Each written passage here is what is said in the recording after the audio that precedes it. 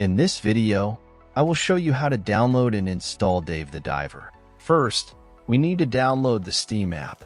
Open your Google Chrome and search for store.steampowered.com. Link in description. Click on the Install Steam button on this page. Once you've done that, at the top right corner of your screen, click on the .exe file and open it. Complete the installation, and once finished, open your Steam app. In search bar, type Dave the Diver and drop down you will see the game. If not, check video in description. If you see the game in drop down, click on the game. Now click on Add to Cart button beside original game. In new pop-up, click on View My Cart. Now click on blue Continue to Payment button. In payment methods, select your preferred payment method and proceed. After you're done with payment, next steps I will show with game I already own.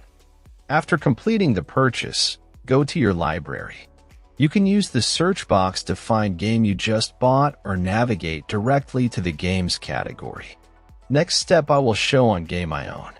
First, click on the game you want to play. Now click Install. Complete installation process.